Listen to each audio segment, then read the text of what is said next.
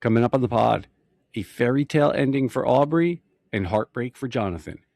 We crown a champion on Survivor Season 50 after 137 days and 4 seasons. Aubrey Bracco takes home the prize. My friend Mike comes on the pod. We break it all down. But first, a little music for my friends at Prosper.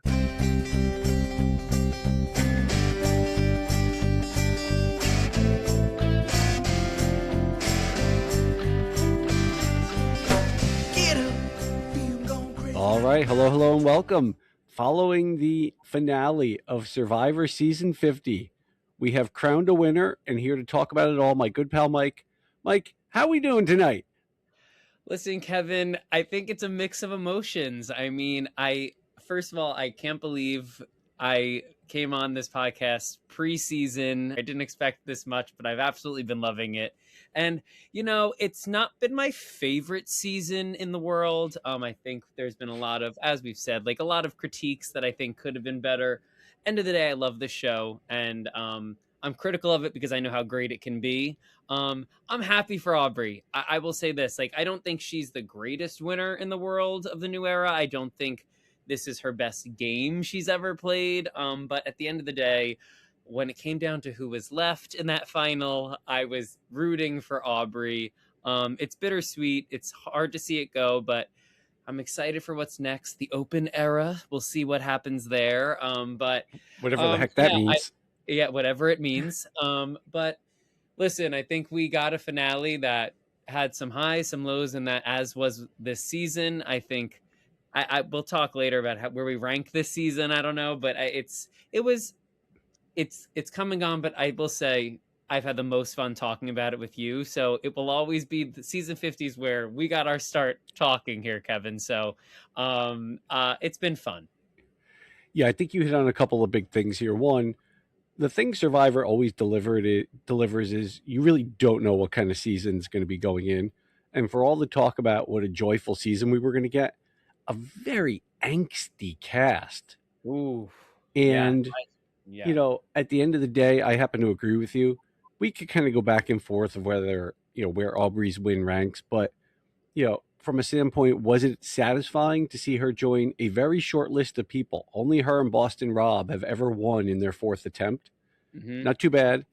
And to your point on the options, I think, Aubrey, and it's crazy. If you think about all the things that transpired for her to get this win, Genevieve was trying to get her out like from the jump.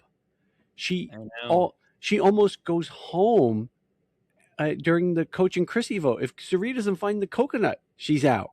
Mm-hmm. If Ozzy plays his idol, she's out. And it's crazy how many things transpired after the merge and after the D vote. There's 13 people left in the game, and she is dead in the water. She's the only person without a playing partner. And, I think Sari said it. A lot of grit, a lot of fight, a lot of scrap. And, really, and you had said this last week, did the best job selling her story to the jury and had the right jury to do that. And, that's how you win Survivor. Absolutely. I think I was so happy to hear Christian even say that as like, sell your story. I mean, it is about storytelling.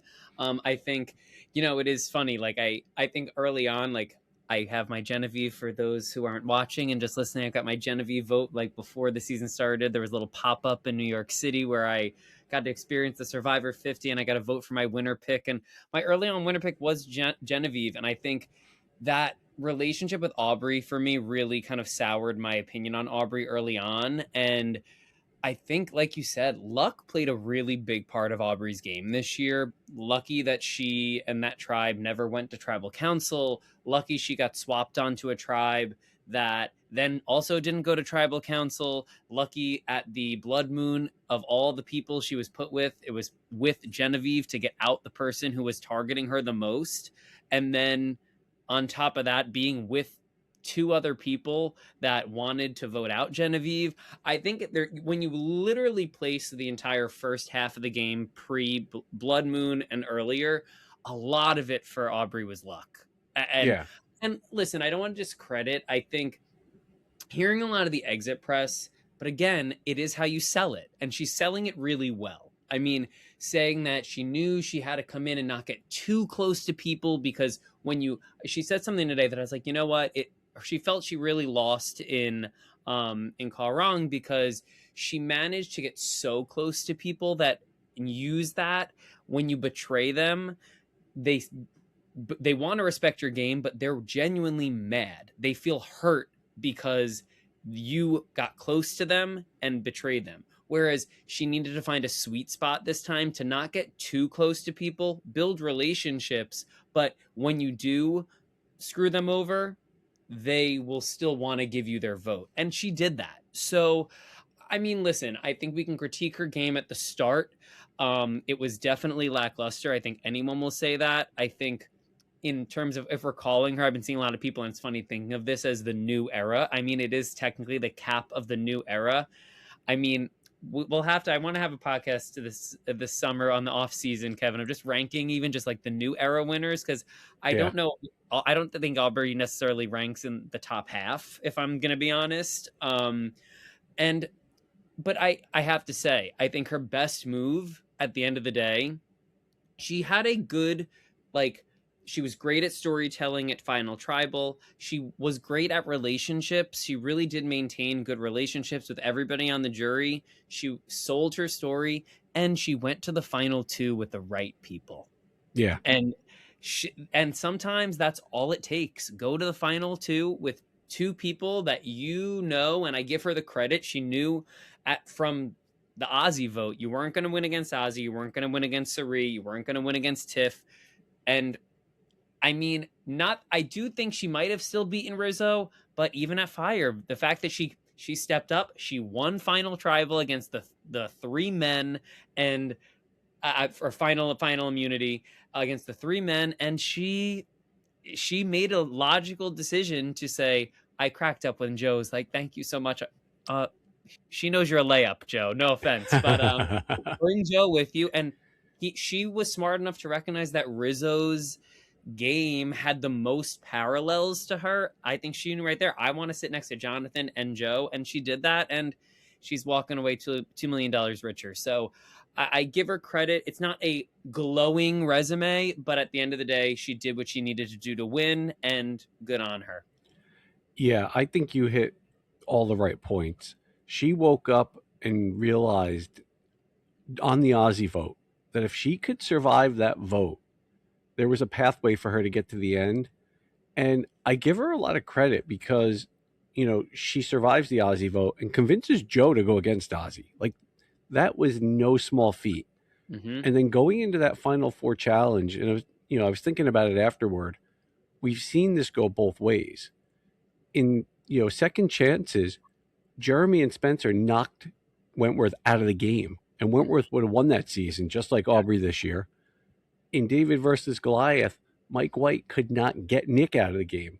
And if he knocks Nick out there and takes Kara to the end, he wins. And so you can't take away people's accomplishments. Aubrey sealed the deal. She found a crack.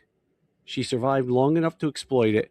And then in the moment, she beat those guys in that game, won immunity, and it didn't matter. She knew once she got there, she had the jury.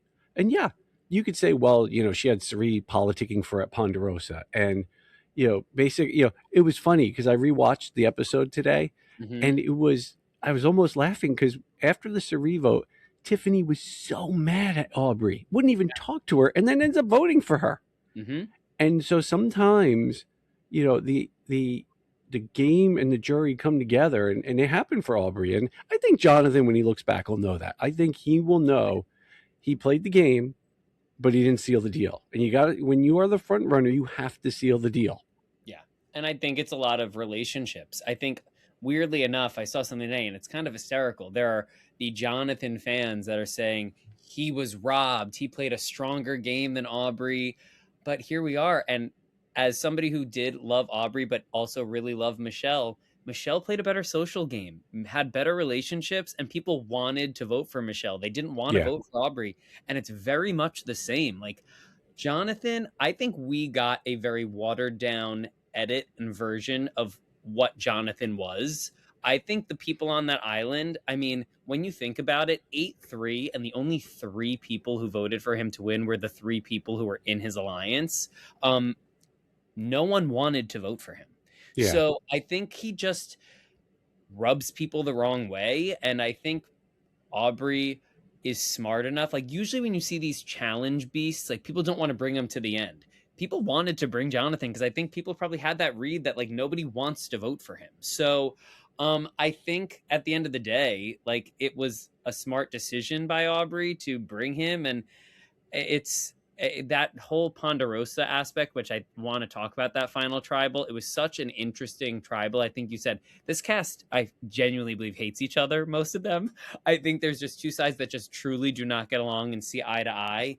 And yeah, just the whole vibe of it really felt like a final three that could have sat there silently and let the jury kind of go at it, Yeah. because they came in with like fighting points and arguments. And yeah, I want to talk about final tribal. So it's interesting, and I think it leads to a lot of the reasons why Aubrey won. Yeah, let's get into it now because Yeah. it was a really, the end of the final tribal. When you watch the first 2 minutes of it and the loyalty alliance of Coach and Chrissy and Stephanie, you're going like, wow, this is going to be big for Jonathan. And then, Suri kind of threw Aubrey a lifeline. Mm-hmm. And she said, well, Aubrey's game was really nuanced. When she was on the bottom after the merge, she just knew how to move from alliance to alliance to alliance. And Mm-hmm. anyone else, I'll tell you right now, if it was not Jonathan pitching, anyone else would have shredded Aubrey at that point and Mm-hmm. taken her to task on all the moves. Mm-hmm. Jonathan didn't.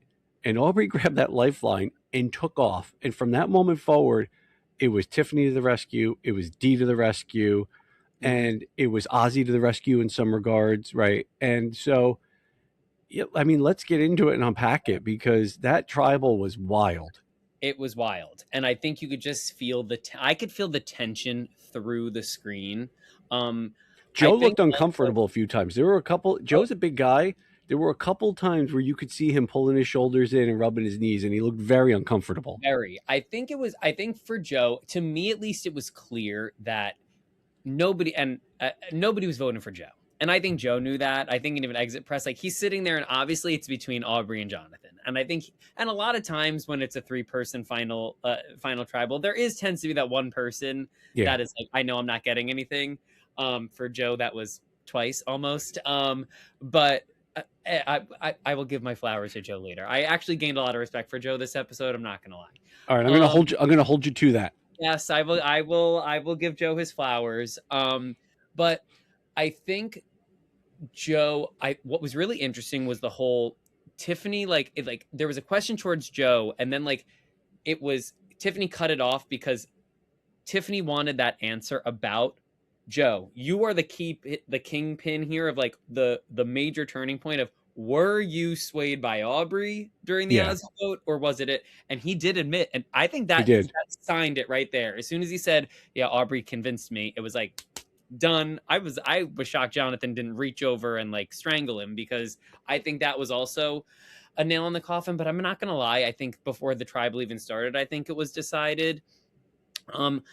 Yeah, I think the way Stephanie and Chrissy went into that tribal and just launched into, and I believe, and I know if you watched it last night, I got to go back, I'm almost positive that the whole like Stephanie and Chrissy questioning came before Suri, then like, Aubrey did this. Yeah, like, because at this point, like, Stephanie stood up there and just like, there was no question. It was just like the total package, Jonathan. It's like, and it was so long-winded that Tiffany's like, are we gonna get a question? Is this like, and then Suri had to say, I couldn't help but think of it. I am, one of my guilty pleasures is Netflix, Temptation Island. And I'm gonna be honest with you, the term "the total package" comes up to a lot on Temptation Island, not much on Survivor Island. Well, listen, by looking the way at Chrissy and Stephanie were looking at Jonathan, and Chrissy, every time Jonathan spoke, smiling. yes. Oh, yeah. Yes. I'm like, okay, relax. Like, this is like crazy. Like, and so I'm going to say something. And I think, listen, I'm going to give Aubrey her credit. And I'm just going to preface this with saying Aubrey deserved this win Totally. on her game and her final tribal. And I do think Aubrey's um, choice to bring these two to the final with her and set herself up in a way to get these two in the final with her was the reason she deserves to win, no doubt. I think she also really sold her game perfectly. Like, I will give her all of those flowers. I fully believe that Jonathan also lost this for himself. I do think on paper, we've talked about this. I mean, we are not Jonathan fans from what we've seen, because I think the people on the island probably saw even more of what the vibe we got from him was. Um, I think you look at Jonathan and listen, there is a difference. I am somebody who loves the game, and I will respect you if you screw me over and you lied to me and you got me in the sense of the game. I'm okay with it, and I'll give you my vote. Yeah. Something I have a problem with, there's a few things. I'm going to launch into a few things. Him, after winning the immunity challenge and the final 5 immunity challenge against Tiff, and then even when he's winning fire, there's something where somebody then a guttural scream over and over again into a worm, into like after winning fire, Rizzo couldn't even start the fire and he's screaming in the worm, yes, yeah, like, apologies for those listening to this podcast that's screaming into the void here. But there's something about when you watch someone do that in your face as you aren't winning, you don't want to vote for that person. Like, I would be like, you are a sore winner. You are a egomaniac, and I don't want you to win. If you personally got me, but I'm sorry, man. Like, I had to do this. Like, great. I want you to play the game, but don't be a like sore winner, this over boaster. You didn't need to scream in this guttural way in front of everybody, dive on the ground. He looks like he's about to do the worm. It's like Tiffany just lost by 1 point, one piece. She knows she's going home. You can be excited. I'm not saying you should be like, but like the way he's doing it, like, I would never want to give this man my vote to win. Yeah, So, like, it's the Russell Hantz issue, which was you can't rub people's noses in it, and it's a social game. It is a competition, and if this is the NBA Finals, you can slam it home and carry on with histrionics, and right, and that is a alpha, very aggro competition, and that's what it is. It is a game of social politics where you need the people at the end to give you the $1 million, and that's the problem with it. Like, yeah, it turns people off. They don't want to. They're not gonna. It doesn't bring people in to want to vote for you after that. 100%. And to that point, I'm going to add another thing. And I need to say this, and I want to use some reference here. And I fully believe this. We talked a lot about the whole ponderosa of it all, and like this jury coming together and like deciding. And like I said, I think they could have sat there and said nothing, and the jury could have just argued on behalf of Aubrey versus Jonathan right from the jump. Listen, these people are living in Ponderosa and talking to each other, probably about not much, but this game for the last couple of weeks, or the last few days that they were there. The way Stephanie and Chrissy were acting at Final Tribal, if this is and I'm going to say this, and listen, I used to be, and before this podcast and season started, Kevin, I loved Chrissy, I and know. I loved Stephanie when I was younger. I have a heroes buff. It was because I loved Stephanie. I have completely done a 180 on both of these women, and it makes me sad. At the beginning of the game, there was clips of how Chrissy was genuinely rubbing people the wrong way. And if Chrissy, who was at Ponderosa this entire time, was so obsessive over Jonathan's game and incessant about it, and then get Stephanie on there that he's the total package. If these are two people who just rub you the wrong way, I view it almost as, I'm a big football fan. I was trying to think of examples, and I'll use this one of like when you think of the Dallas Cowboys, it's a fan base. No offense if anybody's a Cowboys fan. It's a fan base that they have an air about them that think they're amazing and like we're America's team and all this.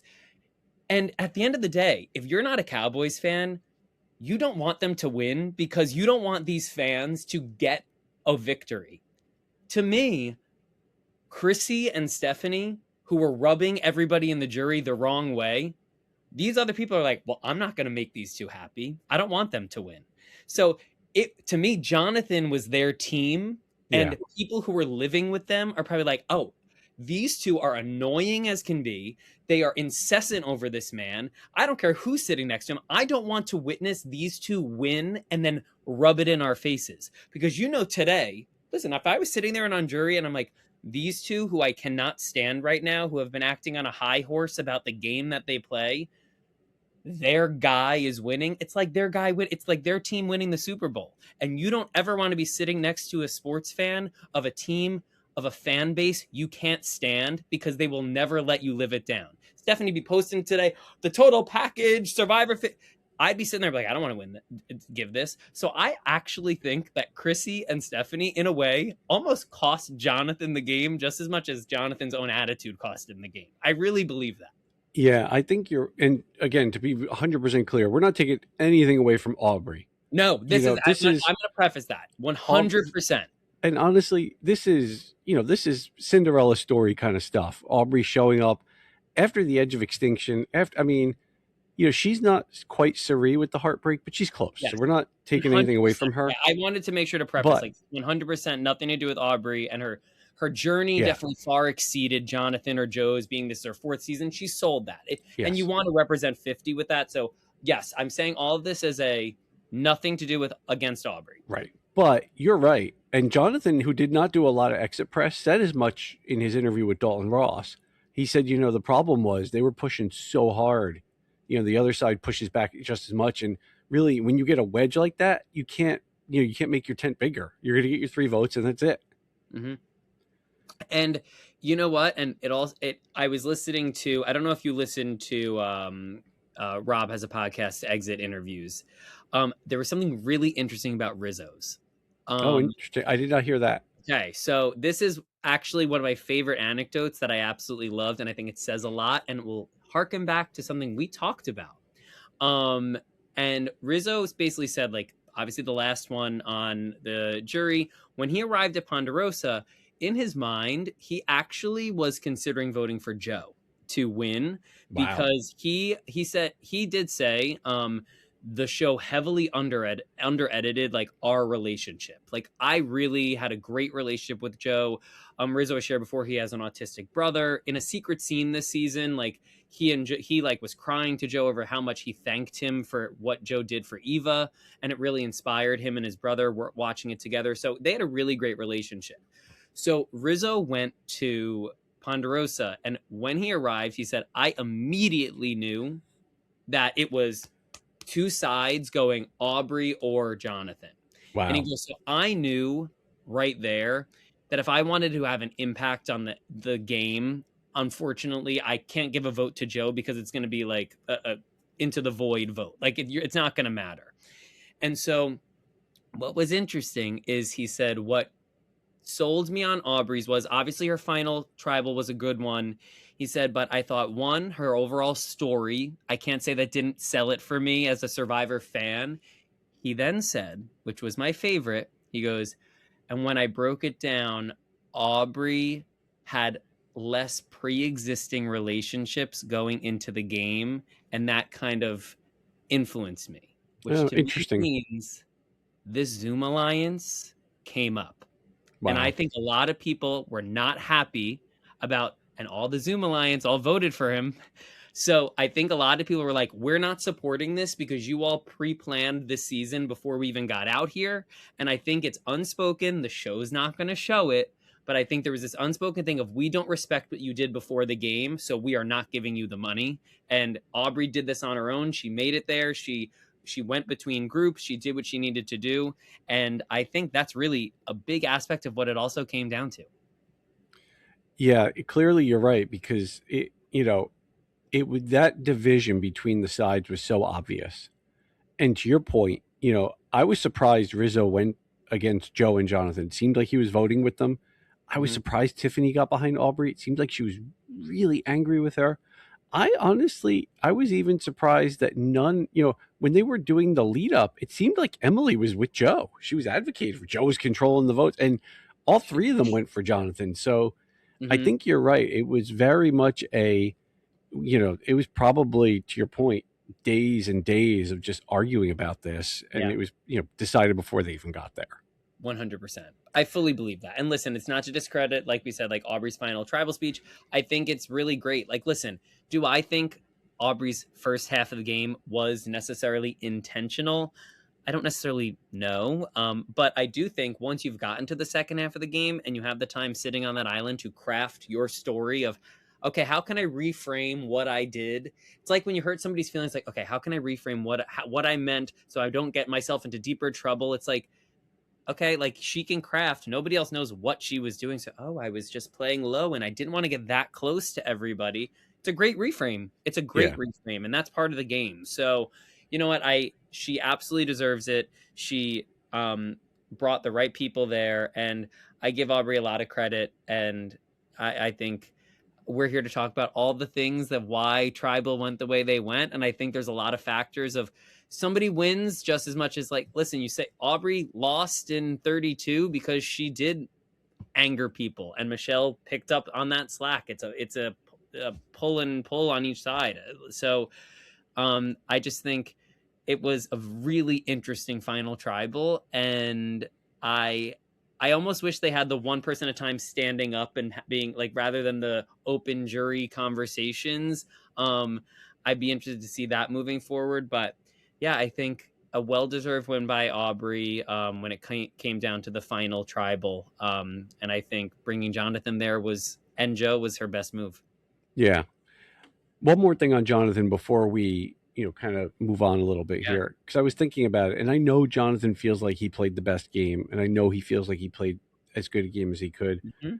I was going back through, our conversations and our notes. Jonathan had two moments where he had a lot of power. Mhm. One was at F5, and while you could kind of second guess should he have taken Aubrey out or Tiffany there, I guess he should have gotten Aubrey out of the game there at that point. Mhm. And you could be fair and say it was either or. I think the big one though, when he had the ultimate power of going back and forth during the double tribal, and he was the only one to get to sit in on that. Mhm. I was thinking about it. He took Emily out in that vote, and he had a shot to get Suri right there. And I kept playing it back in my head today. If that was Suri with the power, she would not have wasted that on Emily. And it's little moments like that to take away your margin for error. And if you take Suri out there, all of a sudden you have more margin for error because then you can get Aubrey sooner and you're not as concerned about Emily going further. And if you sit next to Emily, maybe she peels more votes away and then you don't need to get to 6. Maybe getting to 4 or 5 is enough. Yeah. And I think as good a game as he played, he left enough margin for Aubrey, and she basically got in that Toyota Land Cruiser and barreled through the door. You're right with the car, a surprise car, but you're not wrong in that. And I think what's funny is obviously with Tiff being an immunity threat, I think it comes down to that. I like you said, the final 5 vote. I think at the end of the day, like when you put these people on paper, you are leaving. We talked in this earlier this season, and I think with Aubrey, which is props to her. She lowered her threat level. Yeah.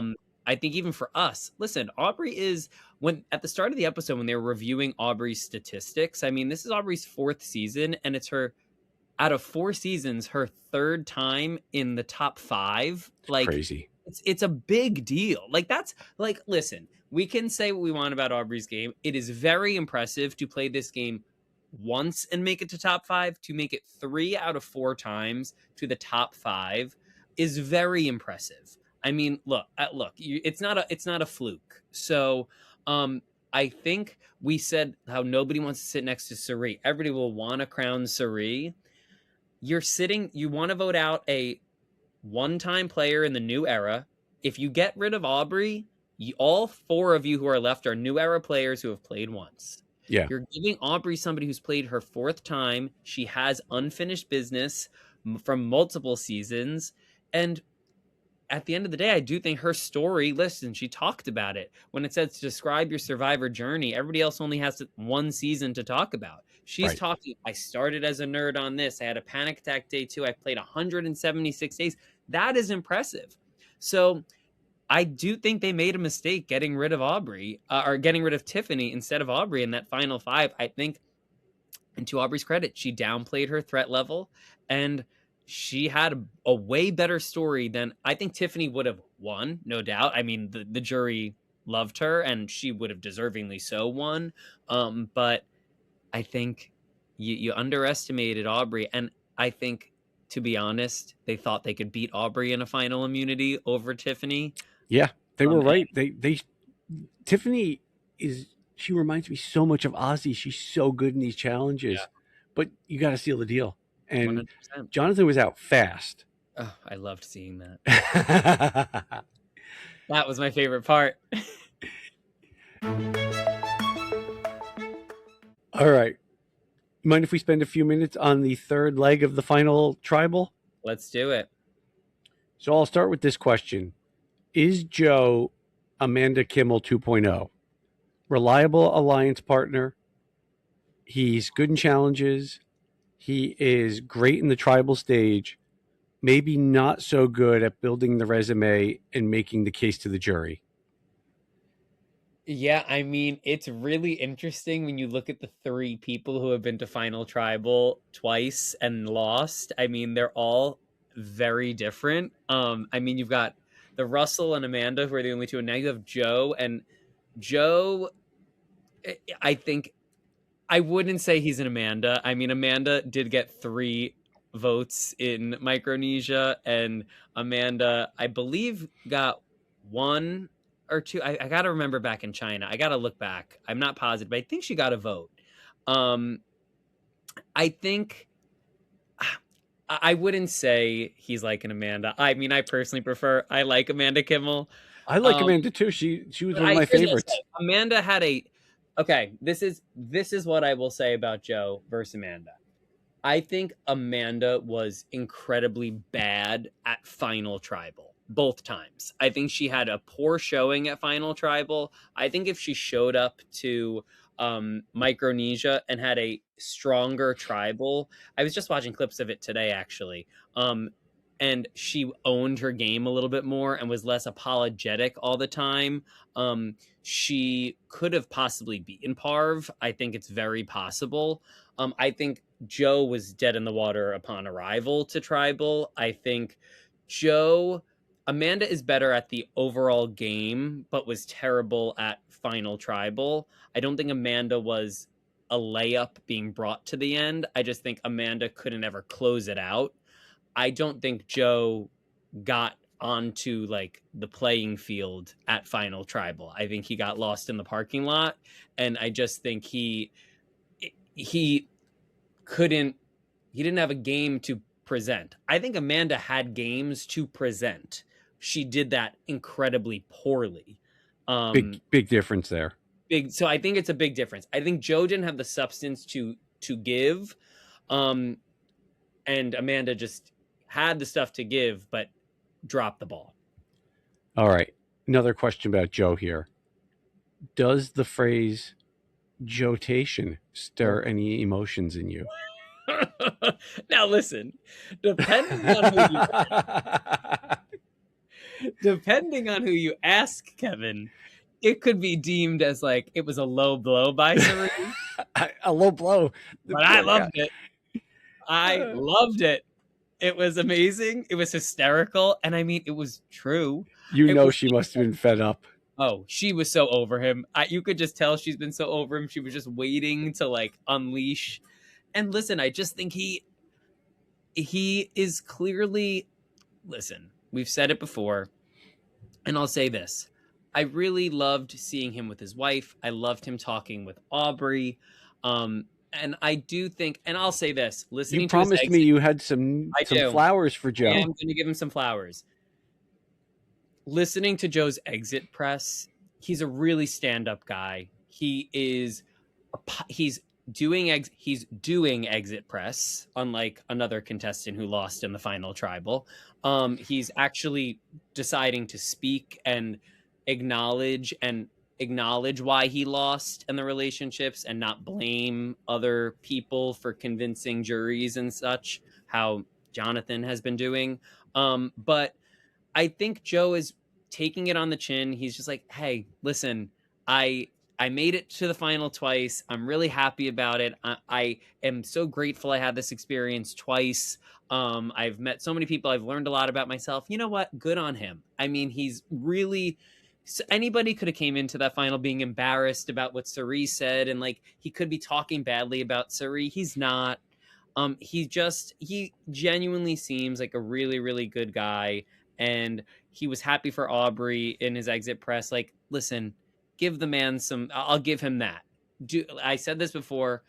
Do I think he's good at Survivor? No. I mean, you made it to Final Tribal twice, and you came in third place twice, and you got one vote out of the combined two times you were in Final Tribal. I mean, it's a little bleak. I mean, I don't. He talked about how his game changed this season. I don't really know where that was shown. But listen, I just think the game's not cut out for Joe. He's a lovable person. He's a very nice character. He had some hypocritical moments on Hypocrisy Hill this season, um, including in this final episode where he said, "How dare Tiff be so angry? It was just a vote. Like, this is the game." I'm like, does this man know the Joe who was here 2 weeks ago? Because, or in their case, maybe 4 nights ago? Because I don't understand how you can sit here and say that when you acted this exact same way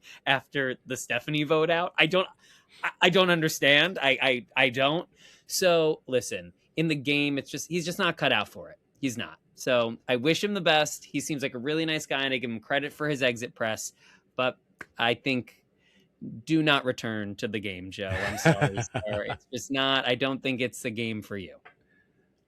All right. I want to clear out a little bit. I'm going to kind of give you some space here because if anyone has listened to this pod, we all know Rizzo has been your guy.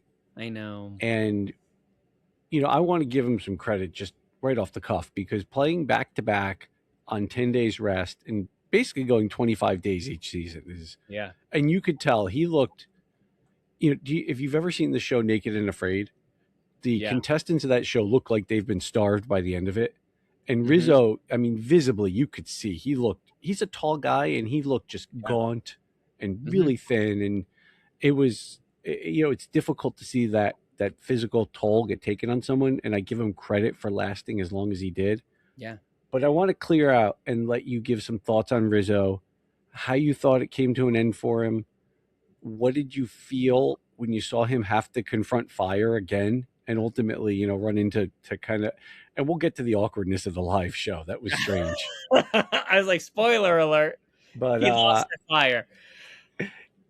Give it to us. Let's hear your final analysis on Rizzo. Yeah, I mean, I was thinking about this today, and I'll say this: I fell off of Survivor a bit in the new era, like we talked about. I didn't watch 46. I originally didn't watch 47, but came back to it later. I was not a big fan of 48, as it has been not made very clear already. And I'll be honest, I kind of begrudgingly went into 49, knowing that two people from 49 were going to be on 50. And I said, I can't wait for 50. And I feel like I need to be prepared to know all the contestants. So I went into this fall being like, you know what? I'm going to watch 49. And I just am committing myself to like get excited about it because I did lose a little bit of excitement for Survivor. I'm not going to lie, during 48. And at that point, I hadn't watched 47. I would have had that excitement had I watched 47. And I towards the end of 45 and 46, I just didn't. I have to tell you, I give Rizzo a lot of credit, and I'm like getting emotional in my head thinking like Rizzo, Savannah, and Soph in 49 really to me brought me back to old school Survivor and the way they operated and the underdogs that came back. And Rizzo was this kid that, like, he is cocky, but not cocky in this macho Jonathan type of way. He is cocky and, like, but he's nerdy and, like, he wants to work with women, which is a major thing for me. He said it this season. Like, he genuinely, I mean, even though he wanted to go to the end with two men, but I think he thinks he can beat them. But listen, I have loved watching this kid, and he really reignited the excitement for Survivor. Him and Savannah really ignited the excitement to pump me up for 50. And I never thought I'd be rooting for somebody in 49 for season 50. I was like, there's no way I want to root for New Era.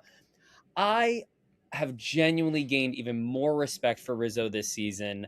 I think that Rizzo is not a flash in the pan. I've heard people say, "Oh, he got lucky both times." You can't get lucky two in a row. I'm sorry. You to make it to the final four both times. Now, listen, are there some flaws in his game to come up short? Do I think he should have been practicing fire a little bit more? Yeah, you can't be that naive to think that that won't happen.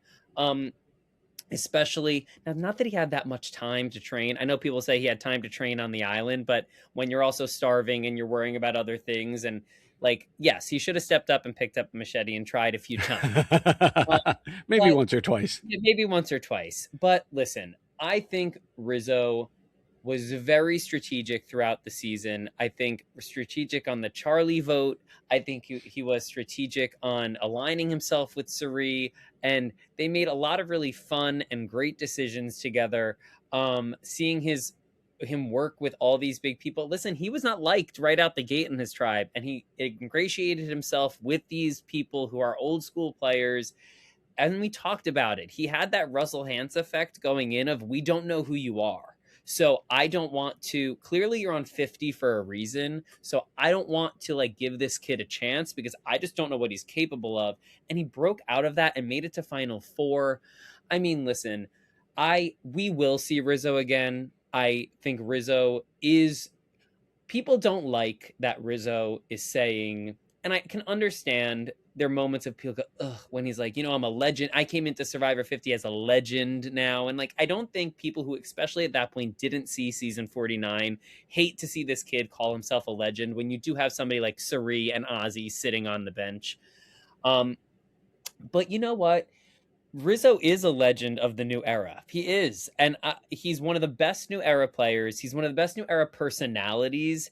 And I'm going to give him his flowers where the credit is due. And I will be honest, I would have been really interested to see how Rizzo got edited had he made it to Final Tribal. Because I do believe if he was in Final Tribal with Jonathan and Joe, and he did, I think if not Aubrey, I think if any of them won and then Aubrey lost at Fire and they're all three there, I think Rizzo could have won.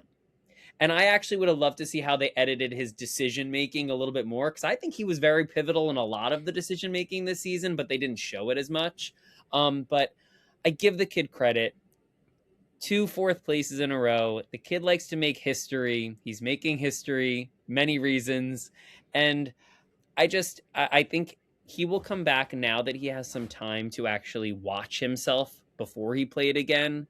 I think he'll come back stronger and still with that confidence. And listen, he never played his idol until the last possible time he can, twice. And both times everyone knew he had the idol. That's impressive. I mean, I can't take it away from the kid. I can't. So as cocky as he can be and as smug as sometimes he can be, I gotta love him for the type of gamer he is. And I applaud him for reigniting the excitement in the new era of Survivor for me. Yeah, I agree with everything you're saying. Him, Soph, and Savannah in 49 were great, and they really. I came out of 49. I agree with you. Two very deserving candidates for 50. I want to comment on two things you said. One, I'm about to make another NBA reference. A lot of basketball references. We're doing a lot of sports references today. If you've ever seen, Charles Barkley and Shaq do post game now for the NBA, and if you've ever seen them comment, there's a lot of, like, these young kids don't know how to, they don't play like we. Rizzo gets a lot of that kind of vibe. There's almost like a, sort of older Survivor fans that, and Q said it. He doesn't do a lot around camp. He doesn't pick up the machete. He's very good with the turn of phrase and the one-liners at Tribal. And Hmm. there's a lot of people who, sort of look down on that and judge that. That's not how I play old Hmm. school Survivor. I have a theory on the second thing you said, which was if Rizzo got to the end, he was going to win. And I think you're going to like this. Okay. I think, and Suri is brilliant. I mean, one of the smartest people to ever play Survivor. Yeah. And I think Suri was putting together some notes, right? Getting her story ready. Because I agree with everything you said. Probably a very tense jury. And I think the story that she said for Aubrey, which was, no, no, no, you guys don't understand Aubrey's game. She was very nuanced. She was on the bottom. She knew how to move from alliance to alliance to alliance, and she leveraged it and played it just right. I think that was her Rizzo story. And when Rizzo didn't make it, she gave it to Aubrey because that was Rizzo's game. And people who don't want to give him credit, he was aligned with D. He was smart enough to jump ship before the ship went down. He was aligned with Siri and Ozzy. He was smart enough to jump ship before the ship went down. He found a couple of people he knew he could beat at the end, and that's who he rode and almost got there. Yeah. I think that was Siri's story for Rizzo. And when it was going bad, she's like, you know what? I'm just going to give it to Aubrey. I think that's a great call. I mean, and it's funny, like Aubrey said she didn't want Rizzo with them because she did see such similarities in their game. And when you really list it like this, they really were very similar in the way they operated. And I love what you said because you never know because it is true. I mean, I think Suri would have went to bat for either of them at that point over Yeah. Joe and Jonathan. So yeah, I think listen, give the kid credit. He almost got there. And I mean, getting the Final Four fire is literally as close as you can get without getting there, and he did it back-to-back seasons. 100%. I tell you what, though, if we ever see him again, he better know how to make fire. He better be making fire in 2.8 seconds because he better be home right now practicing. So All right. yeah, and he got to have Survivor history, and it gets spoiled. So he did. I want to spend some time talking about Tiffany, who brought us a lot of fun this season. If you kind of look pound for pound at the people who really were, and I like Tiffany. She's not angry. She's spicy. Oh, yeah. And they brought us a lot of the entertainment value of the season. Suri and Ozzy kind of drove a lot of the action and got a lot of the confessionals, but it was Devins, it was Tiffany, it was Christian, it was Rizzo. They drove a lot of the, just the sheer entertainment value of the season. And I want to start here. I loved that Final Five immunity challenge. When Survivor first of all, that obstacle course up on a cliff was amazing. Yeah. And when they put those obstacle courses together and huge puzzle at the end, the payoff is tremendous. You get a great visuals, and you get usually, anything that ends with a puzzle, everybody's in it by the end. Yeah, 100%. I mean, we all knew Tiff had to win. Yeah. And you and I talked about it. I mean, this wasn't like an underdog with no shot. She was going to be in it because she's great in challenges. I mean, it just soul crushing. In real time, it looked like it was about a half a second. I know. It was that close. And that's what's heartbreaking. And it's like, and I think right there with Jonathan's celebration, like we said, that was her moment. She's like, I'm not voting for this man. I don't know if that bothered her because, she celebrates a lot too, and she's very competitive. True. So I don't know if that bothered her, but something definitely happened back at camp when she was trying to make her case, and you could tell she was like just done with that foursome. Yeah. I think it's trending right now. She said what happened on the red carpet. That was, let's just say Jonathan said something that very much rubbed her the wrong way, which I think is why she was a little bit spicy and fiery at Tribal. Again, the show didn't really show it, but I think it was very understandable why. Yeah, Jeff, I rewatched it, and specifically looking for the kind of the drop-ins, and Jeff kind of, the edit that they gave, Jeff basically said, well, I'll tell you what happened. Jonathan's aligned with Joe. That's why he doesn't want to take you to the end. And that's certainly, if you boil it to its core parts, you can make that argument, but clearly something happened here. Yeah. Clearly something was said that rubbed her the wrong way. And listen, I loved Tiff this season. It was, to me, because I didn't watch 46. It was a first time player for me in this season watching her. And I just really have grown to absolutely love and adore her. And I would love to see Tiff come back. She is fun to watch in confessionals. She is entertaining. She is funny. She is a comp beast. And she's just really fun and exciting to watch. And in her exit press, I've got to give it to her as a Suri fan. They asked her, like, would you really have gone to the end with Suri? And she said, absolutely. She said, I am all about giving people the flowers they deserve, and I'm not afraid to go toe to toe with you. And she goes, and if I could be the person that helps Suri get that money, she goes, I'd be okay with it. And I was like, okay, I love that. I love that, girl. You say that. I want to believe her, but man, that's. I think she would have. I mean, why vote Aubrey? I know. I think she would have went with Suri. You I can don't only think take. it's a smart decision. It's not a great game decision, but you know what? I respect her, and I really love the confidence and the true gamer in her. She's a competitor, but like she also has a really big heart. You can only take people at their word. Mm-hmm. So, certainly if she says it, I believe it. But I'll say it this way. If she had gotten to Final Four and had the decision to decide who she was sitting next to and who she was putting in fire, and she didn't, she put Suri in fire because of $2 million she wanted to win, I wouldn't like hold it against her, Oh, no, I mean, listen, I would want, as a fan, I want Suri to win, but like, I understand not wanting to bring Suri to the final. Like, I can't fault anybody for that. So before we put a bow on season 50, we say goodbye. I know. How about that live reunion? First of all, I'll start here. Would you call it a live reunion, or was it more of a watch party? It was a watch party. I was going to say what reunion, Kevin, because there was not one. I was astonished. And also, they had almost every past winner in the audience.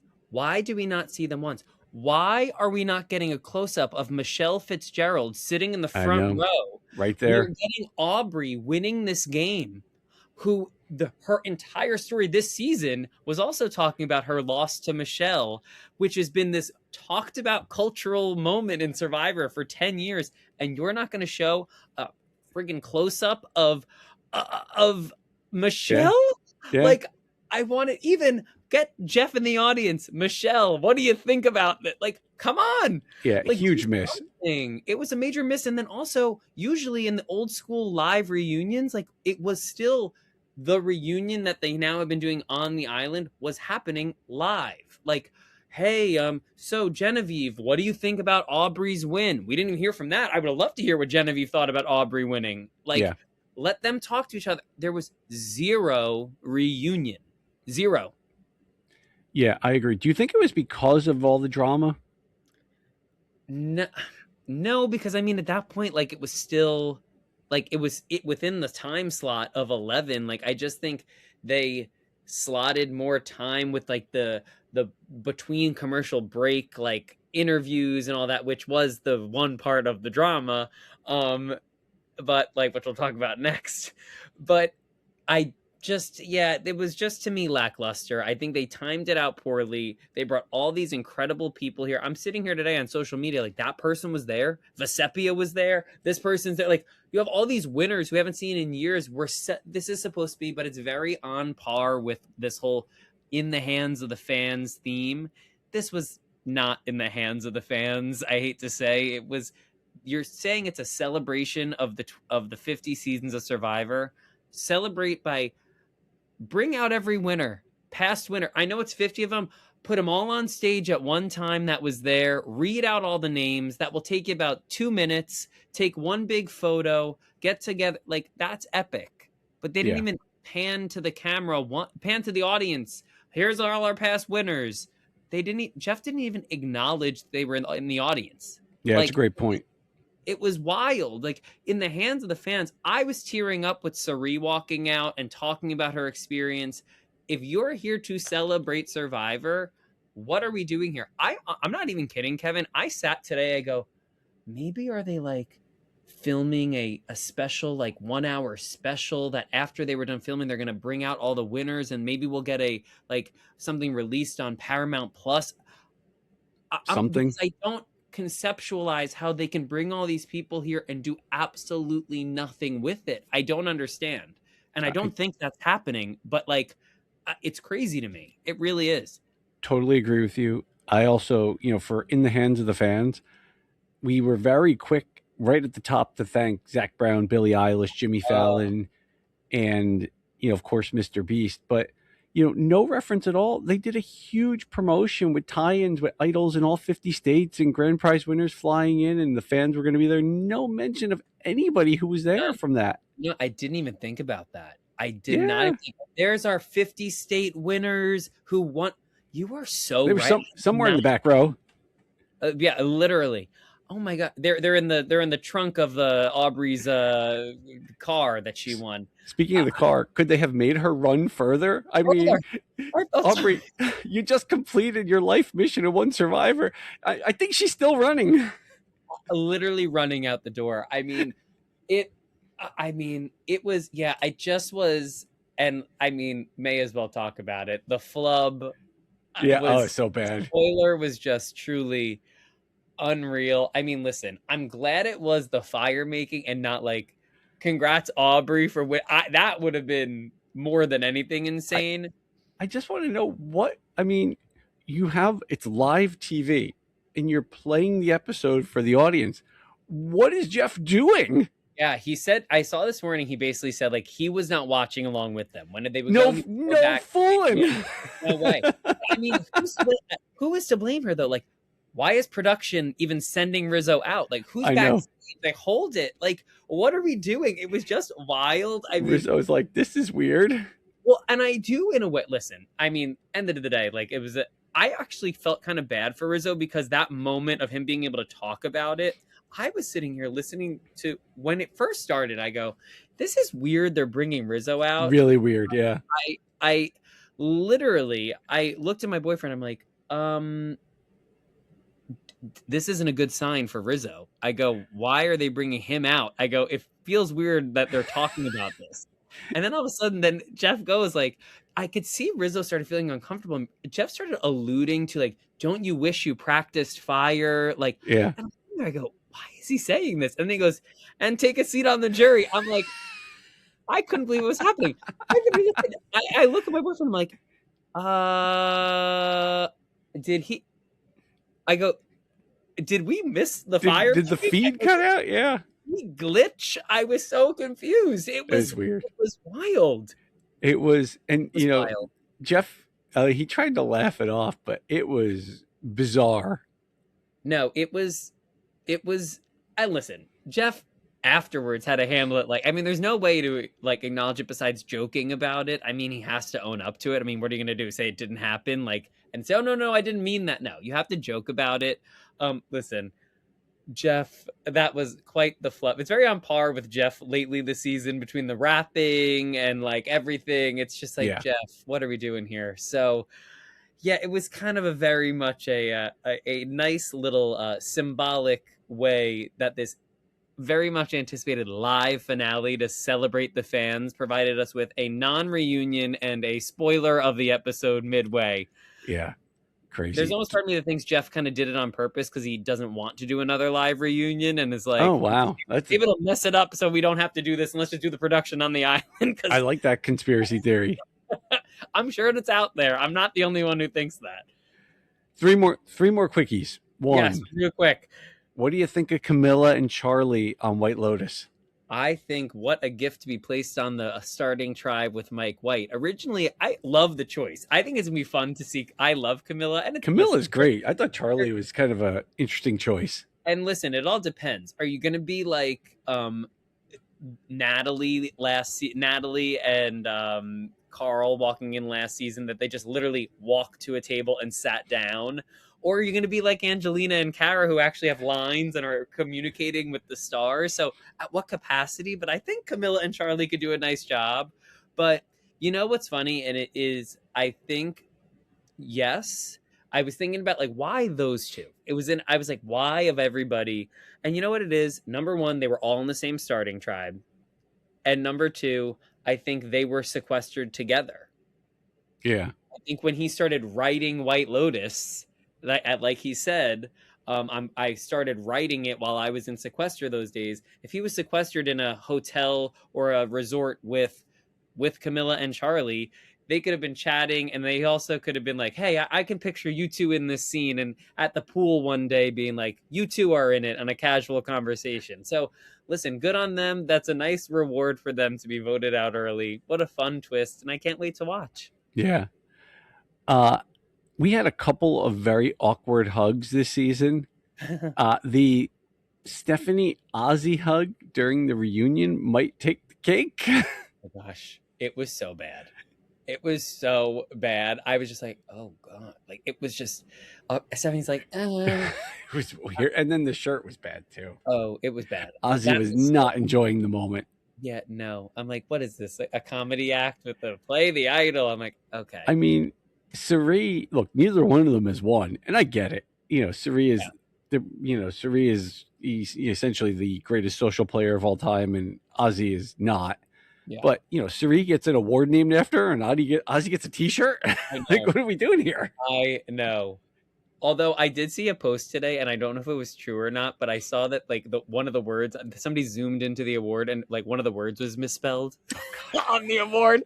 So I don't know if that's true. I don't want to start a rumor, but I saw a post and I go, is that really real? But I would believe it at this point. I would believe it. The Yeah. way that live production was put together, you never know. And then no surprise here. Obviously, Suri wins the $100,000.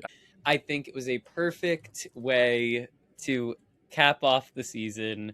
I needed my Suri to win it. I was a little nervous when Suri got the award at the start of the episode. I'm not gonna lie, I got nervous. I was like, oh no. I go, they're giving Suri an award. I go, she didn't win the money. I go, this is not good. I go, she did not win fan favorite. They had to give her some sort of accolade, and then she got it. And I was like, and from the way Jeff was saying it, it was a very clear winner. Yeah. It was not even like, and it was a close race between first and second. It No, seems it like it was. was a landslide. And you know what? She played her best game this season, and she deserves every flower she gets. And good on her. I'm really happy. That made me smile ear to ear. Anything else from season 50 before we put a bow on it? I mean, listen, I think we talked about this finale. I think we've talked about our energy. I started the episode saying I think we've talked about it weekly. I mean, listen, I think in the hands of the fans, it was not. I will say, and I'll give it to you because I know we talked about this early. I was shocked by whether or not I believe it, 63% voting for fire. I was surprised by that. I was very a non-fire person. I think Yeah. we would have had the same result, which is why I wasn't like, if I would have thought it would have been anything different, but Aubrey, Jonathan, and Joe would have all voted Rizo, no doubt in my mind. So end of the day, we got the same result, but I was in shock that we got fire still. I was like, oh God, people still like this, but I know you voted for fire, so I won't, I did. I won't take it away. It's It does exciting. add excitement. It does. It does. It does. I can't take that away from it. But and now seeing how Chrissy behaved, I'm glad. I'm just kidding. I am not glad. Chrissy deserved that season, but that was her season. But no, I just think end of the day, I had so much fun podcasting with you. It got me excited, and I just think I wish it was a little bit more dynamic. Power was more idols and advantages.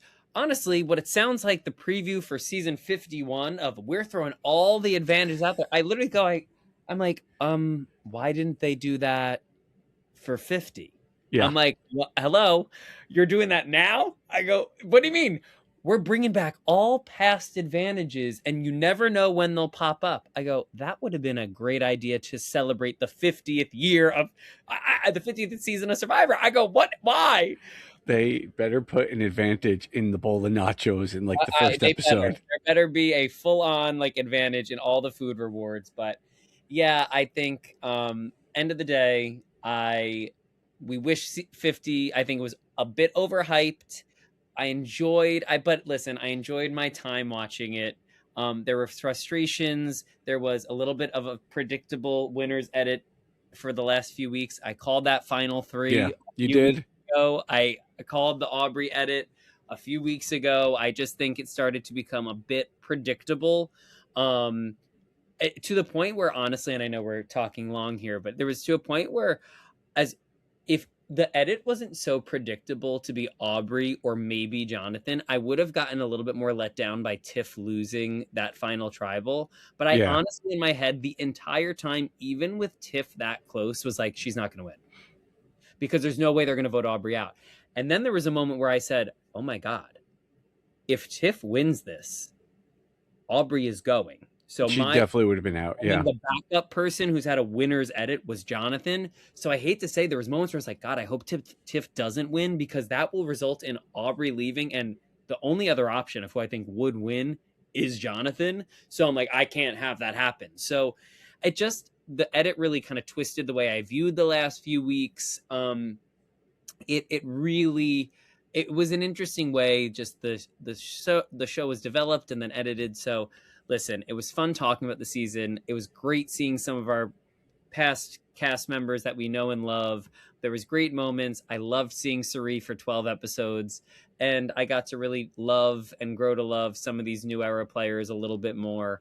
And listen, I'm excited. I was thinking about it. Hopefully, Kevin, we get to continue this into season 51. It'll be fun to talk about new players that we don't know. And like, all new I was thinking cast. about that yesterday. I was like, it'll be fun to do this again when it's people who we don't have any past knowledge of. And let's see how our opinions vary on like assessing people's games who we know nothing about. So it was a great season. Well, I shouldn't say that. It was a good average season with some fun moments, but I'm excited for what comes next. Before we jump, do you have a thought on where season 50 ranks? Oh, I mean, honestly, I'm gonna put it just if I really had to think about it, I would put it around like if I'm going one through around like 20. Yeah, I think it's not like in the lower half because you have all these returning players, but I certainly would rank it below a lot of the returnee seasons. And I would rank it below a good amount of first time seasons. So for right now, I won't quite put it below 25. I won't put it in the lower half, but I think it's certainly, I would put it in the range of 20 to 25, if that makes sense. yeah. I don't know how they fixed the problem, but you hit all the right nails on the head. The pregame alliances and all of the just sort of everything being determined beforehand and the relationships that dictated who won. It was tough, and I don't know how you fix it. Yeah, But I it does, makes a new fresh player season more exciting. Yeah, I think the way you fix it in a way, I mean, I'm curious the logistics of it because I was just reminded of it again today. The way they did second chances with like the audience vote and then they literally all sat them in the finale and announced them and put them on a bus to start shooting Right that day, away. like start filming. So in a way, like if you get a bunch of 50 people, like so you can't even bear to think about pregame alliances, like get 50 people, we vote for them. Or even if like, listen, I would love to vote for them. Even don't tell them. Put them all out there and be like, we finally casted, we're shipping you out right now and we're filming and good luck. And that could be a way to avoid the pregame alliances. So we'll see. I mean, that's one option, but yeah, I think there's a lot to run it. There's a lot of with any returning player season, the pregame alliances tend to really cause some issues. Yeah. All right, my friend. That's a wrap. Season 50. It's been fun, Kevin. I am excited for 51, but based on the preview, it looks like we're getting two starting tribes, and to me, that is a win. So I am excited for this whatever new era, the what was it, the something era, the New open era. open era, the open era.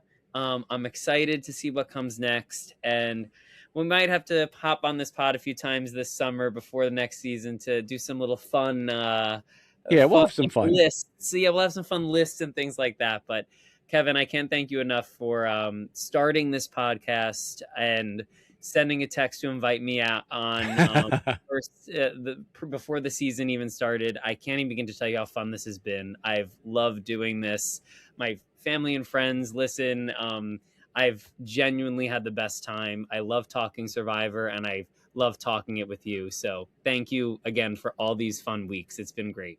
Well, And yes, that's season 50 will hold a special place in my heart because of this. yes. All right, and we're on the record, so there you go.